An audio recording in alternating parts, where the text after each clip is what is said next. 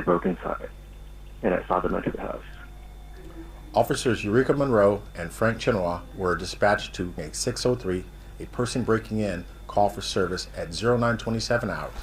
Rod, he's in here still. Relax. My wife is on the second floor. Okay. Upstairs. The officers then met with the owner, who came downstairs and told them that the suspect was in their house and so was his sleeping wife. San Francisco Police! Without waiting for backup, Officers Monroe and Chenois entered the home for the safety of the wife. They drew their firearms and tactically performed a sweep of the 4-story house. Well, it looks like someone may have broken into your house and they may still be here. Oh my God, seriously? Yeah, so Hey, how about... husband's outside. Step out for me, please. Oh my God, okay. All right. They found the spouse sleeping on the 2nd floor. They told her to leave the premises via the area they had already searched. They continued their search of the house and found no one inside. All right, it's clear.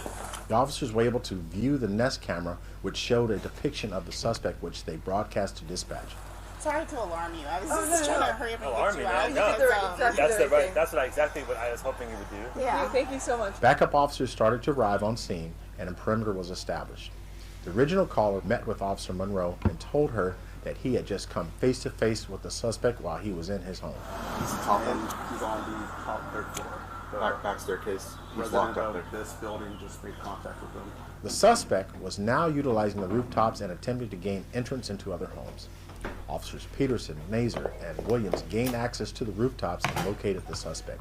Hey! Officers gave verbal commands to the suspect, who was now shirtless and attempting to escape.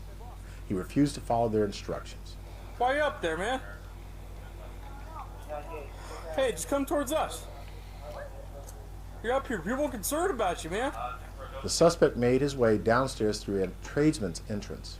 Officers followed his movements at a distance, and Officer Peterson informed the perimeter officers via PIC radio that the suspect was exiting the premise on the Greenwich Street side. Hey, come on out, man. Come on, I got him. Come on out, man. Hey, come on out, man. Come on out. Let's put an end to this. There's people right there. He's coming out the front garage on the Greenwich. The suspect was shirtless, and no one observed him with any weapons. The suspect exited the building onto the sidewalk, where he came face to face with Officer Chenois. He saw Officer Chenois walk towards him, and he immediately raised his right hand above his head, where he now held a knife. The suspect slashed downward with the knife at Officer Chenois. Officer Chenois' quick reflexes allowed him to avoid being stabbed by moving out of the way. Without hesitation, he chased after the suspect and broadcast on PIC radio that the suspect had a knife. What's down on Greenwich? He has a knife in his hand, white male, black shorts, brown hair. The suspect ran towards Greenwich Street to southbound Fillmore Street to eastbound Pixley Street. Officer Monroe got into the waiting patrol vehicle with Sergeant Kelly driving. They pursued the suspect and caught up with him on Pixley Street as he was now starting to run slower. They pulled up next to him, telling him to give up. Hey, you're not going to beat me. Stop, you're not going to beat me. Officer Monroe, alone and with great courage, jumped out of the police vehicle and pursued the suspect on foot.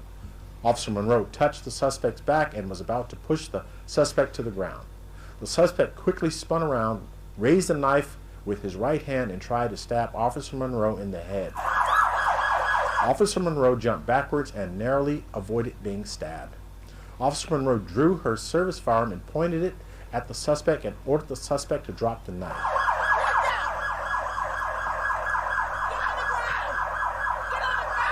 The suspect dropped the knife and fled eastbound on Greenwich Street. He was quickly tackled by 2 firemen and Officer Galla, who took the suspect into custody. Attempted murder of a police officer. Officers Monroe and Chenois knowingly put themselves in danger beyond the expectations of a normal officer. Officers Monroe and Chenois ran toward danger and acted heroically while keeping the public and other officers safe. I respectfully recommended that Officers Eureka Monroe and Officer Frank Chenois be considered for a Medal of Valor.